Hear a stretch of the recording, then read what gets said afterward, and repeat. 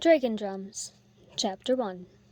The rumble, thud, boom of the big drums answering a message from the east roused Pimer. In his 5 turns at the Harpercraft Hall, he had never become accustomed to that bone-throbbing noise. Perhaps, he thought, sleepily turning over, if the drums beat every dawn, or in the same sequence, he'd get accustomed enough to sleep through it. But he doubted that. He was naturally a light sleeper, a talent picked up when he'd been a herder's boy, and had to keep an ear awake for night alarms among the runner beasts. The facility had often been to his advantage, since the other apprentices in his dormitory couldn't sneak up on him with vengeance in mind, and he was often awaked by discreet dragon-born visitors coming to see the Master Harper of Pern, or the arrivals and departures of Master Robinson himself, for he was surely one of the most important men on Pern, almost as influential as Falar and Lessa, the werelaters of Bendon. Occasionally, too, on warm summer nights, when the shutters of the main hall were thrown back, the masters and journeymen assuming all the apprentices slept, he'd hear fascinating and uninhibited talk drifting on the night air. A small fellow like himself had to keep ahead of everyone else, and listening often showed him how. As he tried to get back to sleep for just a little longer in the gray dawn, the drum sequence echoed in his mind. The message had originated from Ista Hold's Harper. He had caught the identifying signature. He couldn't be sure of the rest of the message. Something about a ship. Maybe he ought to learn message drum beats, not that they came in with such frequency now that more and more people owned little fire lizards to take messages round and about Pern. He wondered when he'd get his hands on the fire lizard egg. Menelly had promised him one when her queen, Beauty, mated. A nice thought on her part, Pimer reflected, realistically aware that Menelly might not be able to distribute Beauty's eggs as she wished. Master Robinson would want them placed to the Harper Hall's advantage, and Pimer couldn't fault Master Robinson. One day, though, he'd have his fire lizard, a queen, or at least a bronze. Pimer folded his hands behind his head, musing on such a delightful prospect. From having helped Menelly feed her 9, he knew a fair bit about them now, more than some people who had fire lizards, the same people who'd been claiming for turns that fire lizards were boys' sun dreams. That is, until Fënor, Brown Canth's rider, had impressed a little queen on a beach in the southern continent. Then Menelly, halfway across Pern, had saved a fire lizard queen's eggs from being drowned in the unusually high tides of that turn. Now everyone wanted a fire lizard, and admitted that they must be tiny cousins to the great dragons of Pern. Pimer shivered with delighted terror. Thread had fallen over Fort Hold yesterday. They'd been rehearsing Master Domic's new saga about the search for Lessa, and how she'd become werewoman at Bendon, just before the new pass of the Red Star. But Pimer had been much more aware of the silvery threads dropping through the skies above the tightly shuttered and sealed Harper Hall. He'd imagined, as he always did during threadfall, the graceful passages of the great dragons as their fiery breath charred thread before it could fall to the ground and devour everything living, before it could burrow into the ground and multiply. Even thinking of that phenomenon made Pimer quiver fearfully again. Before Master Robinson had discovered Menelly's talent at song-making, she'd actually lived outside her hold, caring for the 9 fire lizards she had impressed from the rescued clutch. If only, thought Pimer with a sigh, he wasn't immured in the craft hall. If only he had a chance to search seashores and find his own clutch. Of course, as a mere apprentice, he'd have to give the eggs to his craft master, but surely, if he found a whole clutch, Master Robinson would let him keep one. The sudden raucous call of a fire lizard startled him, and he sat up in alarm. The sun was now streaming across the outer side of the Harper Hall rectangle. He had fallen asleep again. If Rocky was screaming, he was late to help feed. With deft movements he dressed, except for his boots, and thudded down the steps, emerging into the courtyard just as he heard the second, more urgent summons from a hungry Rocky. When he saw that Camo was only just trudging up the steps outside the kitchen, clutching his bowl of scraps, Pimer drew a sigh of relief. He wasn't all that late. He thrust his feet into his boots, stuffed the laces inside to save time, and clomped across the court just as Menelly came down the steps from the main hall. Rocky, Mimic, and Lazy whirled above Pimer's head, cluttering hungrily at him to move faster. Pimer glanced up, looking for Beauty. Menelly had told him that when the little queen was close to mating time, she'd seem to be more golden than ever. She was now circling to land on Menelly's shoulder, but she seemed the same color as ever. "Camo feed pretties?" The kitchen judge smiled brightly as Menely and Pimer reached him. "Camo feed pretties," Menely and Pimer spoke, the customary reassurance in chorus, grinning at each other as they reached for handfuls of meat scraps. Rocky and Mimic took their accustomed perches on Pimer's shoulders, while Lazy clung with far from indolent strength to his left forearm. Once the fire lizard settled to the business of eating, Pimer glanced at Menely, wondering if she'd heard the drum message. She looked more awake than she usually did at this hour, and slightly detached from her immediate task. Of course, she might just be thinking up a new song, but writing tunes was not Menely's only duty in the Harper Hall. As they fed the fire lizards, the rest of the hall began to stir. The drudges in the kitchen were roused to breakfast efforts by Sylvina and Abuna. In the junior and senior dormitories, occasional shouts punctuated random noises, and shutters on the journeymen's quarters were being opened to let in the fresh morning air. Once the fire lizards had wheeled up for their morning stretch of wings, Pimer, Menely, and Camo separated. Camo, with a push from Menely, was sent back to the kitchen. Then she and Pimer went up the main steps of the Harper Hall to the dining room. Pimer's first class that morning was chorus, for they were, as usual at this time of the term, rehearsing the spring music for Lord Grove's feast. Master Dommick had collaborated with Menely this year and produced an uncommonly singable score for his ballad about Lessa and her golden queen dragon Ramoth. Pimer was to sing the part of Lessa. For once he didn't object to having to sing a female role. In fact, that morning he waited eagerly for the chorus to finish the passage before his first entrance. The moment came, he opened his mouth, and to his amazement no sound emerged. "Wake up, Pimer," said Master Dommick, irritably rapping his stick on the music stand. He alerted the chorus. "We'll repeat the measure before the entrance. If you're now ready, Pimer." Usually Pimer could ignore Master Dommick's sarcasm, but since he had been ready to sing, he flushed uncertainly.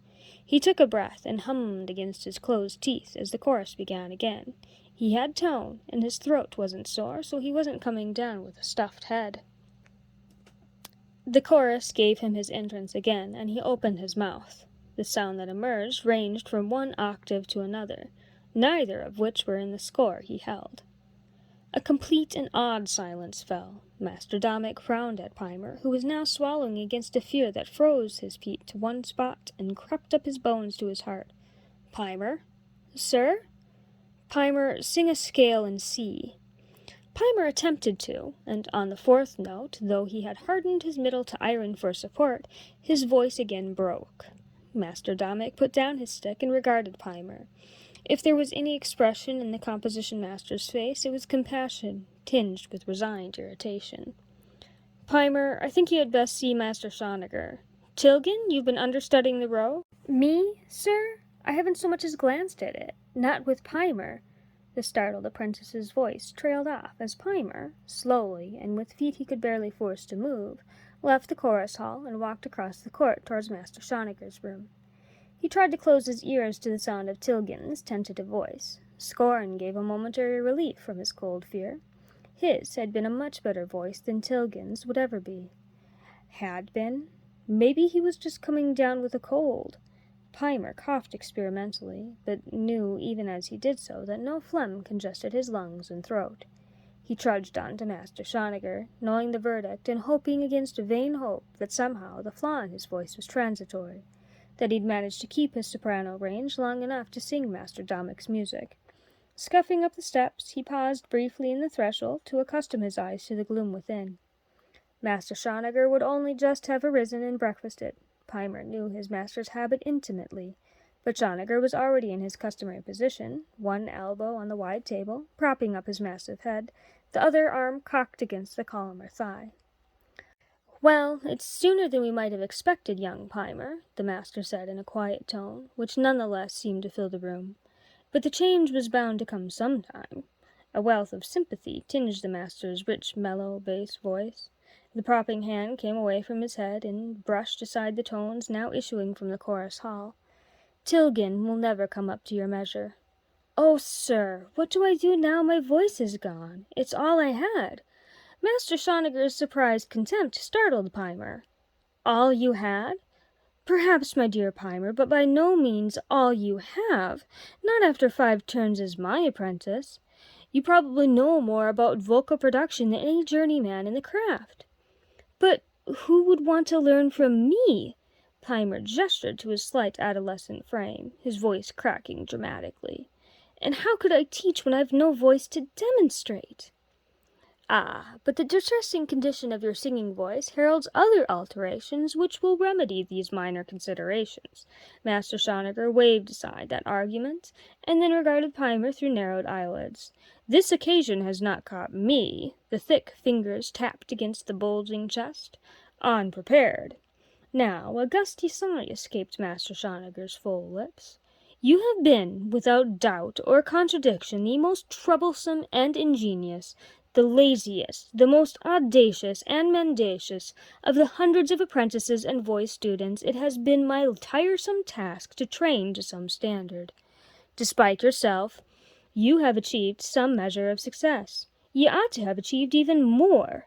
Master Shoniger affected a point. "I find it altogether too perverse, if completely in character, for you to decide on puberty before singing Domek's latest choral work, undoubtedly one of his best, and written with your abilities in mind. Do not hang your head in my presence, young man." The master's bellow startled Pimer out of his self-pitiful reflections.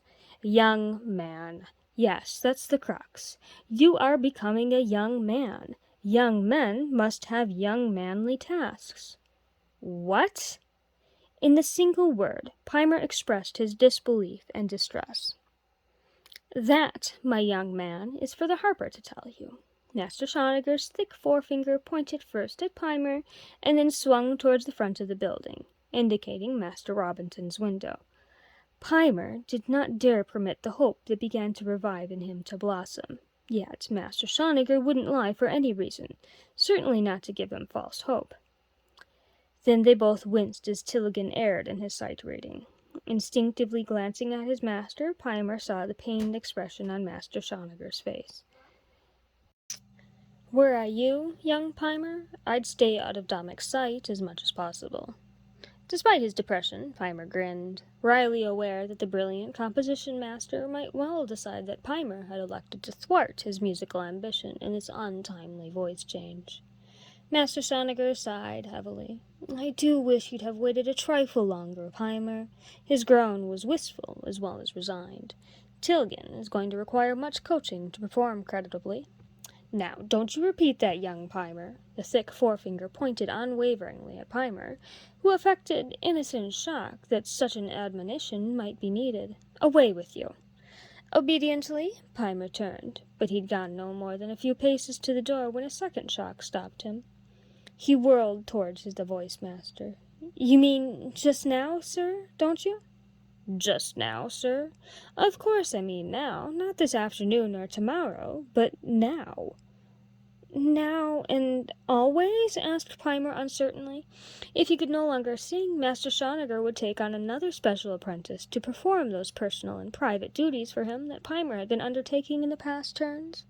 Not only was Pimer reluctant to lose the privilege of being Master Shoniger's special lad, he honestly didn't wish to end the very rewarding association with the master. He liked Shoniger, and the services he had performed for his master had stemmed from that liking rather than a sense of duty. He had enjoyed, above all, the droll humor and florid speech of his master, of being teased for his bold behavior and called to task by a man he had never managed to deceive for an instant with any of his stratagems or ploys. Now, yes, and there was a rumble of regret in Shoniger's expressive voice that eased Pimer's sense of loss. But assuredly not always, and the master's tone was brisker, with only a hint of resigned irritation that he was not going to be forever rid of this small nuisance. "How can we escape each other, immured as we are in the Harper Hall?" Though Pimer knew perfectly well that Master Shoniger rarely left his hall, he was obscurely reassured. He made a half-turn, and then came slowly back. "This afternoon you'll need some errands done?" "You may not be available," said Master Shoniger, his face expressionless, his voice almost as neutral. "But, sir, who will come to you?" And again Pimer's voice broke. "You know you're always busy after the midday meal." "If you mean," and Shoniger spoke with real amusement, crinkling his eye-folds, Do I plan to appoint Tilgan to the vacancy? Shh. I shall, of course, have to devote a great deal of time to improving his voice and musicality, but to have him lurking on tap? The thick fingers wiggled with distaste. Away with you. The choice of your successor requires considerable thought. Not, mind you, that there are not hundreds of likely lads who would undoubtedly suit my small requirements to perfection. Pimer caught his breath and hurt, and then saw the twitch of Master Shoniger's expressive brows, and realized that this moment was no easier on the older man. Undoubtedly, Pimer tried to turn away on that light note, but found he could not, wishing that Master Shoniger might just this once. Go, my son. You will ever know where to find me, should the need arise. This time the dismissal was final, because the master slanted his head against his fist and closed his eyes, shamming weariness. Quickly Pimer walked to the entrance, blinking at the bright sunlight after the darker hall. He paused on the bottom step, reluctant to take the final one that severed his association with Master Shoniger. There was a sudden hard lump in his throat that had nothing to do with his voice change. He swallowed, but the sensation of constriction remained. He rubbed at his eyes with knuckles that came away moist, and stood, fists clenched at his thighs, trying not to blubber. Master Robinson had something to tell him about new duties, so his voice change had been discussed by the masters. To be sure, he wouldn't have been callously thrown out of the Harper Hall and sent in some obscure disgrace back to his herdsman father and the dreary life of a beast farmer, simply because he no longer had his soprano voice. No, that wouldn't be his fate, despite the fact that singing was his one undeniable Harper skill. As Talmor said of his guitar and harp playing, he could accompany so long as his playing was drowned out by loud singing or other instruments. The drums and pipes he made under Master Jaren's guidance were only passable, and never got stamped for sale like Gather's. He copied scores accurately enough when he put his mind to it, but he always found so many more interesting things to do than spending hours cramping his fingers. To renew records someone else could do more neatly and in half the time. Yet, when pushed to it, Pimer didn't actually mind scribing, if he were allowed to add his own embellishments, which he wasn't, not with Master Arner looking over his shoulder and muttering about wasted ink and hide. Pimer sighed deeply. The only thing he was really adept at was singing, and that was no longer possible. Forever? No, not forever. He spread his fingers in rejection of that prospect and then closed them into tighter fists. He'd be able to sing all right. He'd learned too much from Master Shoniger about voice production and phrasing and interpretation, but he might not have a voice as an adult. But he wasn't going to sing unless he did. He had his reputation. Better if he never opened his mouth to sing another note. Tilgan flubbed another phrase. Pimer grinned, listening to Tilgan repeating the phrase correctly. They'd miss Pimer, all right. He could sight-read any score, even one of Domek's, without missing a beat or an awkward interval, or those florid embellishments Domek insisted on writing for the treble parts. Yes, they'd miss Pimer in the chorus. That knowledge fortified him, and he took the final step onto the flagstones of the court. Clipping his thumbs over his belt, he began to saunter towards the main entrance of the Harper Hall. Not, he reminded himself, that a lowly apprentice who has just lost his privileged position should saunter when sent to the Master Harper of Pern. Pimer squinted into the sunlight at the fire lizards on the roof opposite. He didn't spot Master Robinson's bronze fire lizards there, among those sunning themselves with Meneley's 9. So the Master Harper wasn't with the day as yet. Come to think of it, Pimer reflected, he'd heard the clear baritone voice of the harper in the court late last night, and the noise of a dragon landing and departing. These days the harper spent more time away from the hall than in it. Pimer?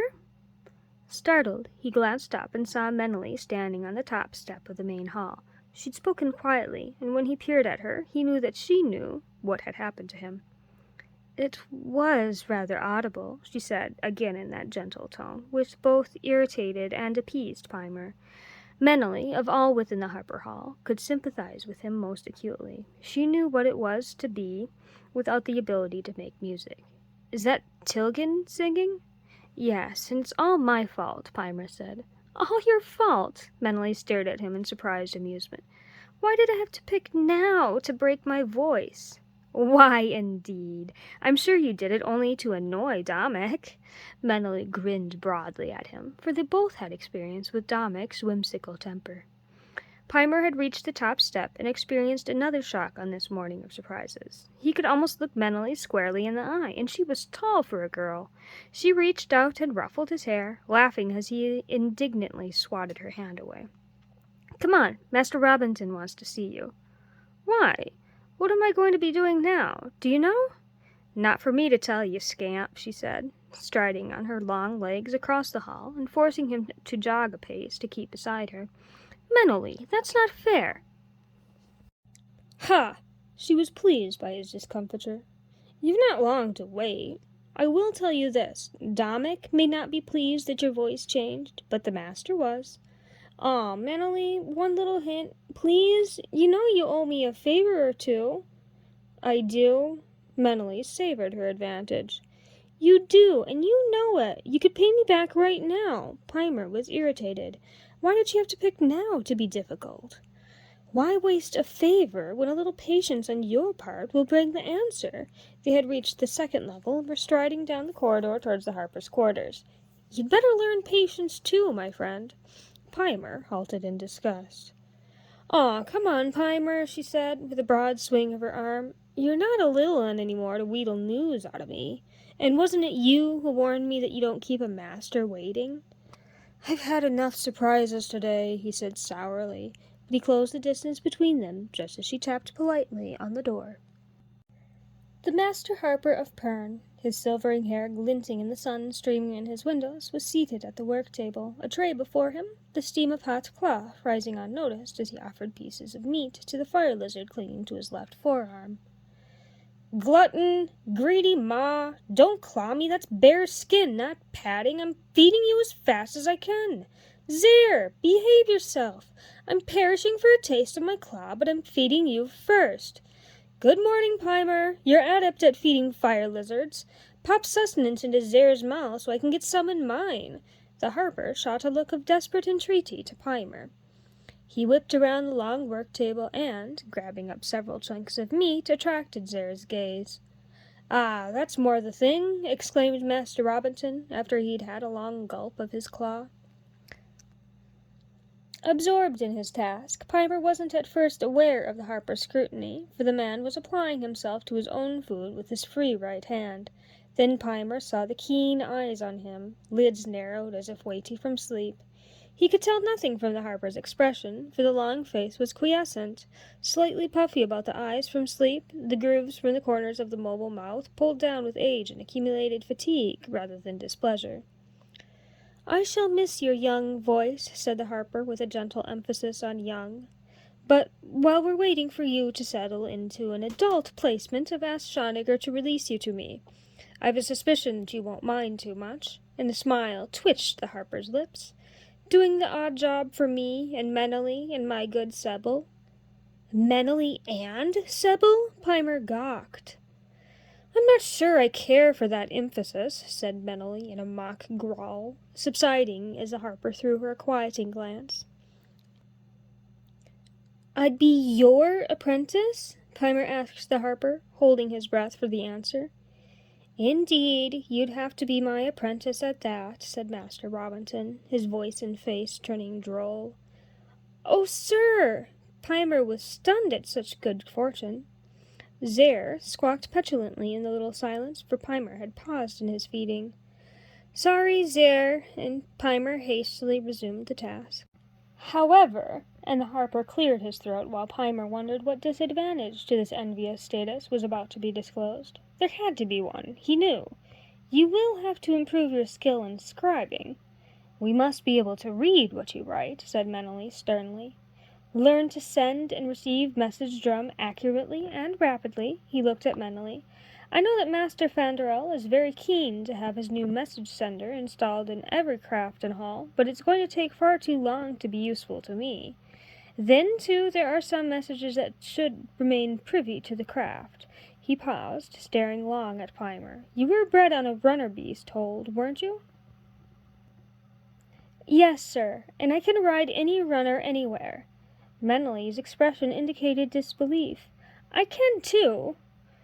"You'll have ample chance to prove it, I fear," said the harper, smiling at his new apprentice's stout claim. "What you will also have to prove, young Pimer, is your discretion." Now the harper was in solemn earnest, and with equal solemnity Pimer nodded assurance. "Menely tells me that despite your incorrigibility on many other counts, you're not given to indiscriminate babbling.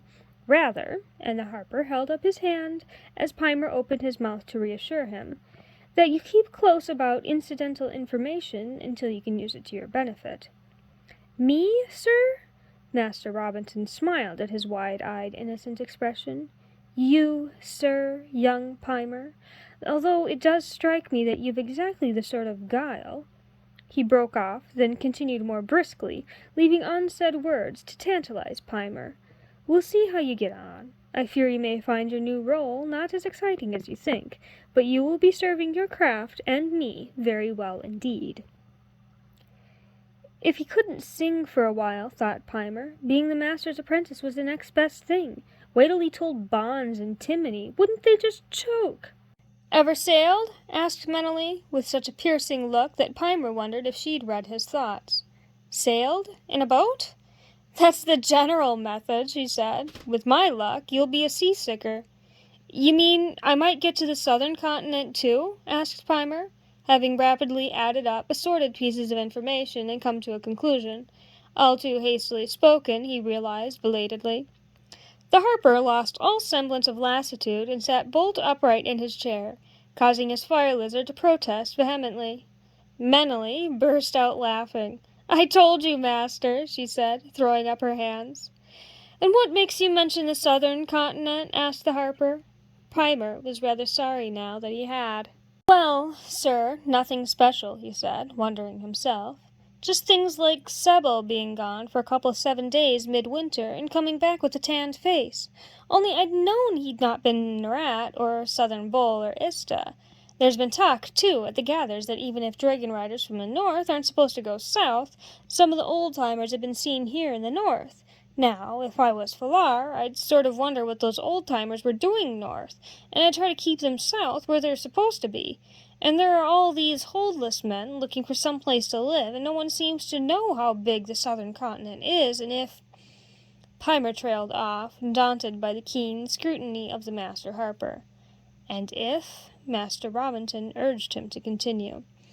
"Well, I've had to copy that map Fenor made of the southern hold and Ware, and it's small, no bigger 'n Crom or Nabull, but I've heard from Werefolk at High Reaches who were in the south before Falar exiled the worst of the old-timers, and they said they were sure the southern continent must be pretty big." Pimer gestured broadly. "And?" The harper's encouragement was firm. "Well, sir, if it were me, I'd want to know. 'Cause sure as eggs hatch, there's gonna be trouble with those old-timers south," he jerked his thumb in that direction, "and trouble with the holdless men in the north," he turned his thumb back. "So when Menely talks about sailin', I know how Sebel got south without being taken by a dragon, which Bend and Ware wouldn't permit 'cause they promised that northern dragons wouldn't go south, and I don't think Sebel could swim that far. If he can swim." Master Robinson began to laugh, a soft chuckle, and he slowly swung his head from side to side. "I wonder how many more people have put the same pieces together, Menely," he asked, frowning. When his journeywoman shrugged, he added to Pimer, "You've kept such notions to yourself, young man?" Pimer gave a snort, realized he must be more circumspect with the master of his craft, and said quickly, "Who pays any attention to what apprentices think or say?" "Have you mentioned these notions to anyone?" The harper was insistent. "Of course not, sir." Pimer tried to keep indignation from his tone.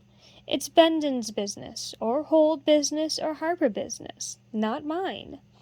A chance spoken word, even by an apprentice, can sift through a man's thoughts till he forgets the source and remembers the intent, and repeats it inadvisedly. "I know my loyalty to my craft hall, Master Robinson," said Pimer. "I'm sure of your loyalty," the harper said, nodding his head slowly, his eyes still holding Pimer's. "I want to be certain of your discretion. Menely'll tell you, I'm not a blabbermouth." He looked at Menely for her support. "Not normally, I'm sure, but you might be tempted to speak when taunted by others." "Me, sir?" Pimer's indignation was genuine. "Not me, sir. I may be small, but I'm not stupid." "No one could accuse you of that, my young friend, but as you've already pointed out, we are living in an uncertain turn. I think—" The harper broke off, staring out the window, frowning absently. Abruptly he made a decision and regarded Pimer for a long moment. "Menelly told me you were quick-witted. Let's see if you comprehend the reason behind this. You will not be known as my apprentice." And Master Robinson smiled understandingly at Pimer's sharp intake of breath. Then he nodded with approval as Pimer promptly schooled his expression to polite acceptance. "You will be told off as apprentice to the drum master, Olodki, who will know that you are under my orders as well." "Yes," and the crispness of Master Robinson's tone told Pimer that he was pleased by this solution, and Pimer had better be. "That will serve. The drummers must, of course, keep irregular hours. No one would note your absences or think anything of your taking messages." Master Robinson put his hand on Pimer's shoulder and gave him a little shake, smiling kindly. "No one will miss your boyish treble more than I, lad, except possibly Dominic. But here in the Harper Hall some of us listen to other tunes and drum a different beat." He gave Pimer another shake, then cuffed him on the shoulder encouragingly. "I don't want you to stop listening, Pimer, not if you can take isolated facts and put them together as well as you just did. But I also want you to notice the way things are said, the tone and inflection, the emphasis." Pimer mustered a grin. "What a harper hears is for the harper's ears, sir." Master Robinson laughed. "Good lad. Now take this tray back to Sylvina and ask her to fit you out with warehide. A drummer has to be at his post in all weathers." "You don't need warehide on the drum hides," exclaimed Pimer. Then he grinned as he cocked his head at his master. "You do need it if you're riding a dragon back, though." "I told you he was quick," said Menelly, grinning at the harper's consternation. "Scamp! Rascal! Impertinent snip!" cried the harper, dismissing him with a vigorous wave of his hand that set Zare squawking. "Do as you're told and keep your notions to yourself." "Then I will be riding dragon," said Pimer, and when he saw Master Robinson rise half out of his chair, he quickly slipped out of the room. "What did I tell you, master?" said Menelly, laughing. "He's quick enough to be very useful." Though the glint of amusement remained in his eyes, the harper stared thoughtfully at the closed door, his fingers tapping idly on his chair arm. "Quick, yes, but a shade young." "Young? Pimer? He was never young, that one. Don't let that innocent, wide-eyed stare of his fool ya. Besides, he'd got 14 turns, almost as old as I was when I left Half-Circle Sea-Hold to live in the Dragonstone's cave with my fire lizards. And what else can be done with all his energy and mischief? He's simply not suited for any other section of this craft. Master Shoniger was the only person who had half a chance of keeping him out of trouble. Old Arnor couldn't do it, nor Jaren. It's got to be Olodki in the drums." "I could almost see the merit of the old-timers' attitudes," said the harper on the end of a heavy sigh. "Sir?" Menelly stared at him, startled as much by the abrupt change of subject as the sense of what he said. "I wish we hadn't changed so in this last long interval." "But, sir, you've been supporting all the changes Falar and Lessa have advocated, and Bendon's been right to make those changes. They've united Hall and Hold behind the wares.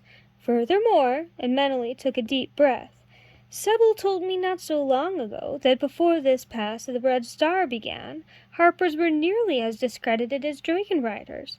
You've made this hall into the most prestigious craft on Pern. Everyone respects Master Harper Robinson. Even Pimer," she added, with a laugh trembling in her voice as she struggled to relieve her master's melancholy. "Ah, now, there's the real accomplishment." "Indeed it is," she said, ignoring his facetiousness, "for he's very hard to impress, I assure you. Believe me, too, that he won't be in the least distressed to do for you what he does naturally for himself. He's always heard the gossip it gathers and told me, knowing I'd tell you. What a harper hears is for the harper's ears." She laughed to find Pimer's saucy quip so applicable. "It was easier during the interval," Robinson said, with another long sigh. Zare, who'd been cleaning himself, chirped in a querying way, tilting his head and peering with earnestly whirling eyes at his friend. The harper smiled as he stroked the little creature. Boring, too, to be completely candid. Still, it won't be that long an assignment for Pimer, will it? His voice ought to settle within the turn, and he can resume his place as a soloist. If his adult voice is half as good as his treble, he'll be a better singer than Tegatile. Seeing that prospect cheered her master, Menelly smiled. The drum message was from Istahold. Sebel's on his way back with those herbal medicines Master Oldive wanted. He'll be at Fort Sea-Hold by late afternoon tomorrow if the wind holds. Indeed, I'll be very interested to hear what our good Sebel has for his harper's ears.